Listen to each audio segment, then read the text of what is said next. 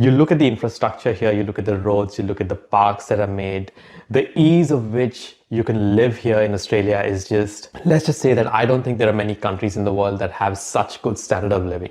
A lot of people here get up at 5:30 in the morning and even start work by 6:30.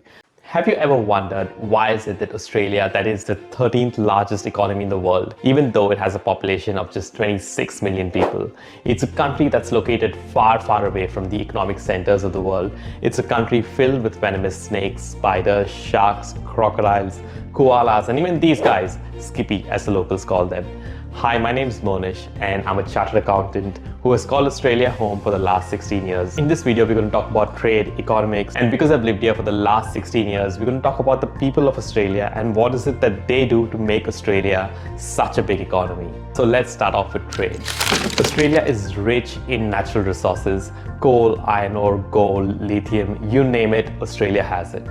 But just being rich in natural resources doesn't mean that you will be really wealthy. A lot of countries around the world, for example, India, Congo, South Africa, and Zambia are rich in minerals, but they are not as successful as Australia is. And one reason that makes Australia so successful is the political environment here in Australia. It's always been very stable, and it doesn't matter which party comes into power, they all support the mining sector. Australia boasts an excellent relationship with a lot of the European countries, with the United States, United Kingdom, India, China, Japan. And I feel that, say 100 years from now, when people look back at the success of Australia, one factor will be a humongous contributor, and that is the contribution of China towards the economy of Australia. China literally built itself up from the year 2000 to 2016. Most of the modern infrastructure you see today in China was built during that period. And who supplied the raw materials for that? It was Australia. For example, Australia just exported 5 million tons of coal to China in the year 2000. But by 2016, they were exporting 82 million tons of coal each and every year to China. Now, there are a bunch of other things exported to China like iron ore, lithium, food, which we'll come to later. But you can just think about the economic benefit Australia had with the growth of China. The second contributing factor to Australia is its geography. Australia is a continent. It's the sixth largest country in terms of landmass in the world.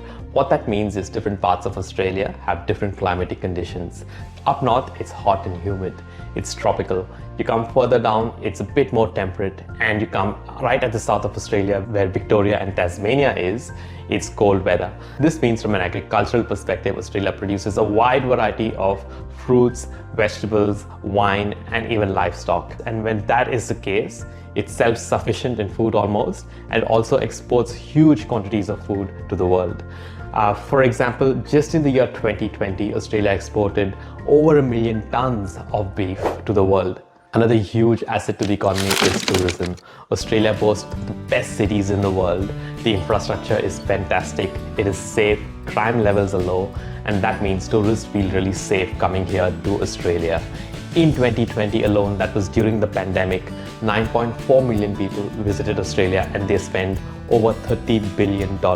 Chinese again are amongst the biggest visitors to Australia. And one thing about Chinese tourists is they spend a lot of money when they travel. For them, what I've noticed is that buying things from Australia is like a matter of pride. Like, I got this from Australia, or I got this t-shirt, or even luxury brands like Gucci and LV is considered to be more prestigious if it's bought from Australia. And that really, really helps the Australian economy. Melbourne, for example, was rated the best city in the world for 7 years running between 2011 and 2017. And when tourism companies promote these little facts, people get intrigued and they want to come and visit Australia. There are also these iconic landmarks in Australia, the Great Barrier Reef, the Sydney Opera House and the Harbour Bridge, the Great Ocean Road here close to Melbourne, and don't even get me started on the beautiful beaches in Western Australia and Northern Australia. The thing is, people don't know this, but a fun fact is that the beaches in the north of Australia are filled with crocodiles and you can't really swim in most of them.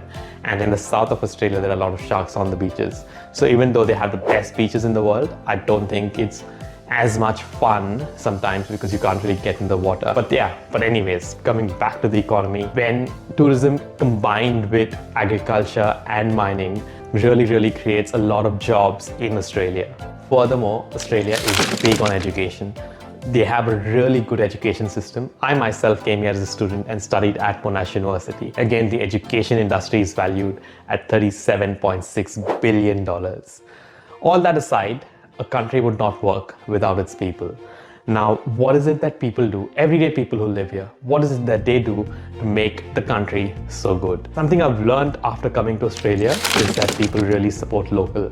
So whether it be a local cafe, a local shop, people are proud of another Australian doing well or a small local business really flourishing and growing. That said and done, Australians might seem really casual to the world. They have a funny accent, they have a lot of slang in their language, but they're really hard workers. This morning, I knew I was going to shoot this video, so I just took a small clip of me driving to gym at around 6:30 in the morning, and the roads were packed. Most people here, people don't know this, but a lot of people here get up at 5:30 in the morning and even start work by 6:30. So they work longer hours, they work early in the day, and when you have that kind of work ethic, it really pushes the economy up automatically. You look at the infrastructure here, you look at the roads, you look at the parks that are made, the ease of which you can live here in Australia is just, let's just say that I don't think there are many countries in the world that have such good standard of living. Things are very expensive, don't get me wrong, things are extremely expensive here. You've got to pay a lot of money for the luxuries that you have around you, but life in general is very easy. Anyways, hope you enjoyed this video and learned something from it. That's all the intention of this channel is, to just spread this little bits of knowledge that I've gathered over the years. And thanks so much for watching. I really appreciate your time.